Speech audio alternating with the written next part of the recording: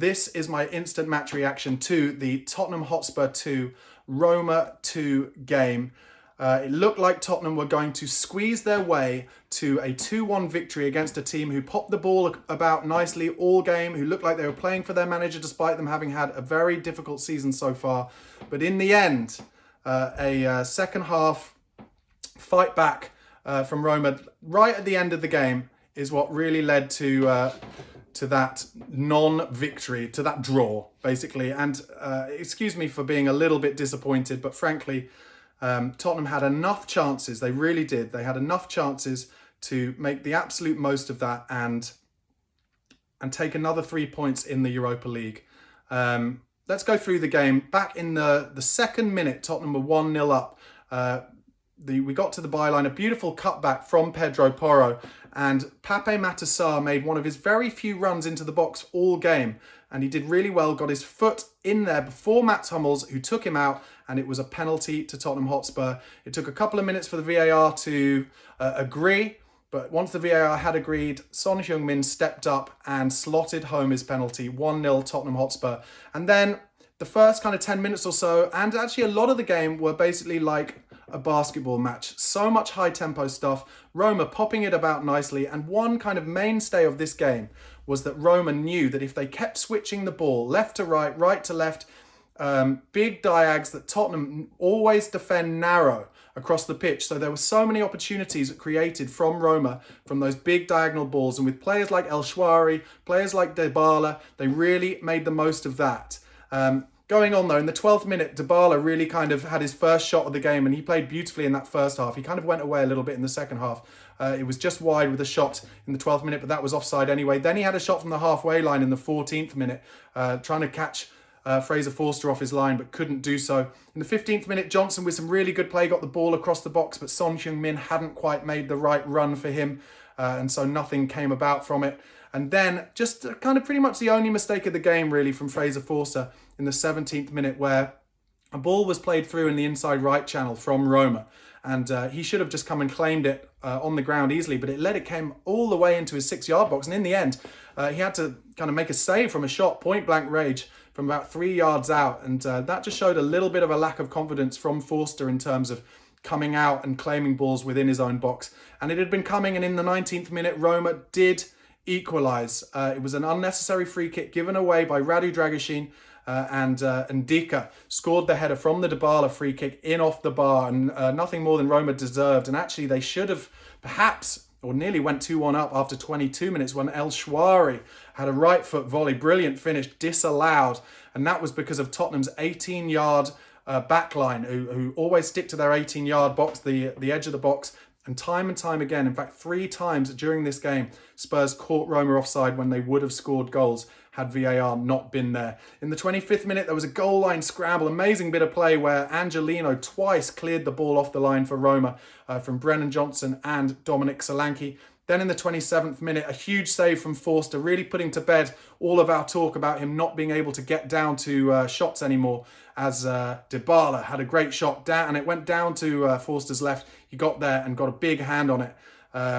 In the melee afterwards, Deki Kulusevski was booked. Then in the 28th minute, Pape Matar Sarr won the ball high, ran at the defence, had a shot with his left foot when maybe he should have got his head up and looked to find Deki Kulusevski and Son, who were free, and that was kind of in keeping with a lot of possibilities during the rest of the game where Spurs players were kind of through, but if they just got their head up and found one more pass, I think they would have scored another goal. In the 33rd minute, that's when we scored our second goal. Beautiful finish from Johnson. Deki Kulusevski got to the byline after a beautiful long-range pass from Sarr. Got to the byline, Kulusevski cut it back, and Johnson swept it home on his left foot. He's an elite finisher, Brennan Johnson.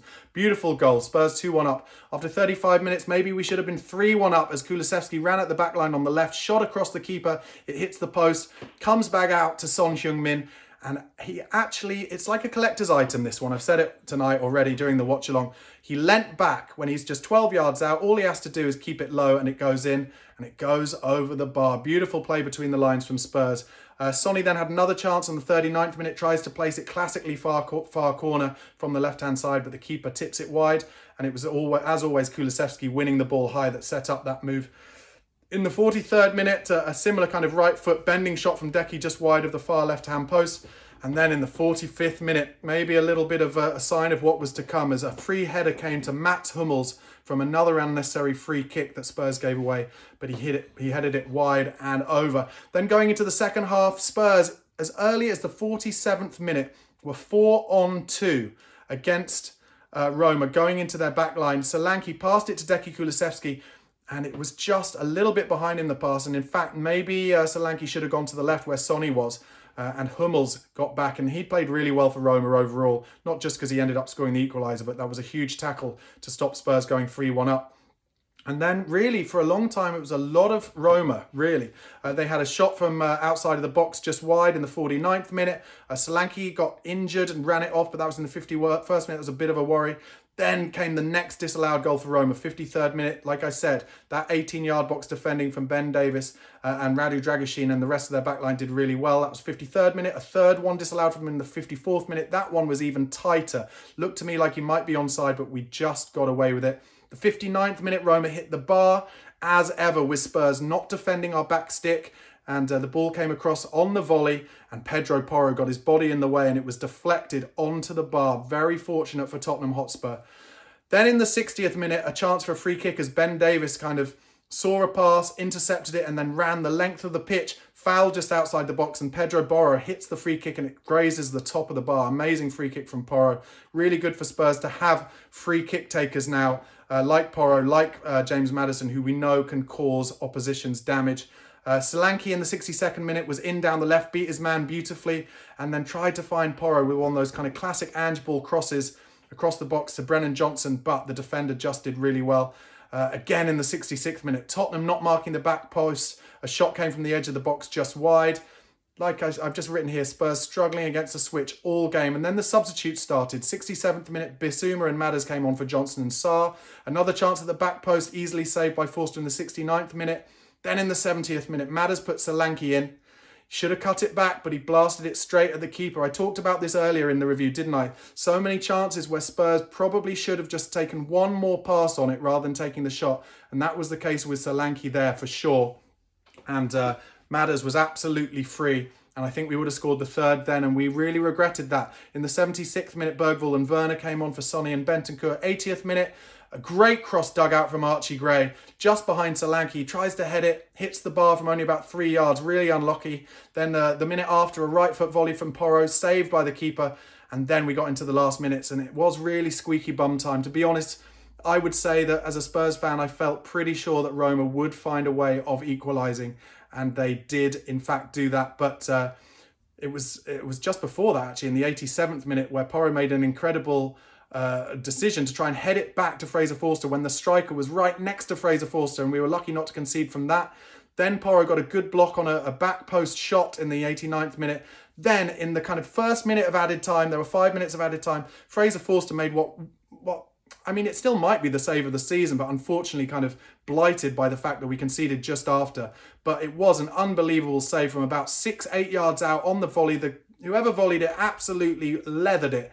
Forster tips it over the bar, and then unfortunately the dagger to the heart, Hummels' goal at the back post. As ever, Tottenham do not mark their back post. Really unfortunate. But in the end, I'd have to say 2-2, probably a fair result. I'll just go into the comments a little bit before I get into some interviews with some of the Spurs fans from around the world who have tuned in.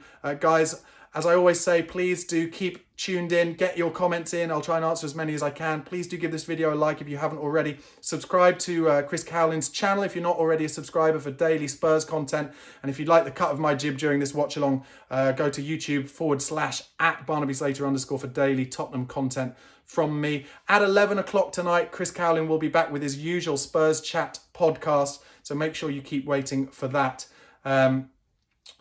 Mike Barrow says, brilliant performance, at least from you, Barnaby. Come on, you Spurs. I appreciate that. Neil G says it's all too, and the word that I refuse to use, Spurs with a Y on the end. Kazafi Barry says, Maddison is done. Not sure about that. Kev G says, utter dross, delusion of being a decent side. I mean, for me, that is a little bit too negative. One of the sad things about that draw, that does mean that Spurs are now down to 9th in the Europa League table, and you want to be in the top 8 if you want to to stop that having to go into a two-legged playoff. And of course, we still got to go to Hoffenheim. We still got to go to Ibrox, two very difficult away games. Kev G, I don't fully agree that that was utter dross. I don't think Spurs were great personally, but also I think Roma were an improved side. I think they enjoyed playing in a game where there was less pressure on them against a team that they were supposed to lose to realistically. And they popped it about nicely. Charles Squared says, inconsistent once again. Sean, Maddison had no impact. I mean, we did hear from Ange Postecoglou before the game, didn't we, that Maddison got a kick in the game against Manchester City. So I don't think we can really expect Maddison to do too much. He also only got like 20 minutes, 15, 20 minutes at the end of the game. Jordan Kalen Evans, thank you for writing in, says, to get this consistency we talk about, we need to learn to see out games. Another disappointing night. That is true. I agree with that. Deb says, according to the stats, Roma did not outplay us. James Cook says, Barnaby, bored by my watch along. Well, James, thank you for your engagement at the very least. Daniel Huang, thank you for writing in, says, just when you thought 2 wins in a row was coming, we pull a classic Spurs move. Daniel has also said earlier, Roma outplayed us. David Marshall says, lucky to get a draw. The inconsistency in this side is shocking. Yes.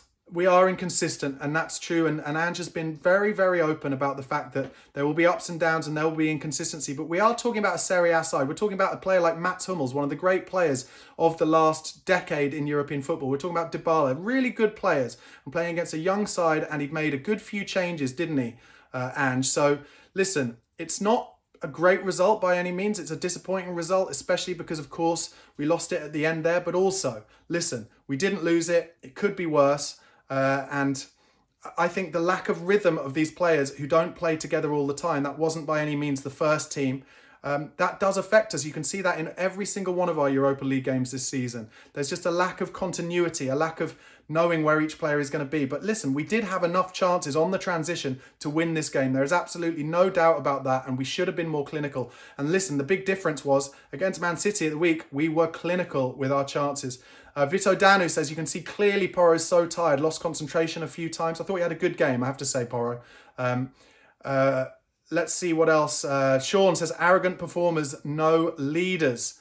Tom Bowdler, yeah, looking for some positives. Solid 90 minutes for the goal. Yeah, I thought Fraser Forster, like, unbelievable save at the end there, as I mentioned, and did pretty well with the ball at his feet as well. So, look, when it comes to it, you've got to try and take your positives.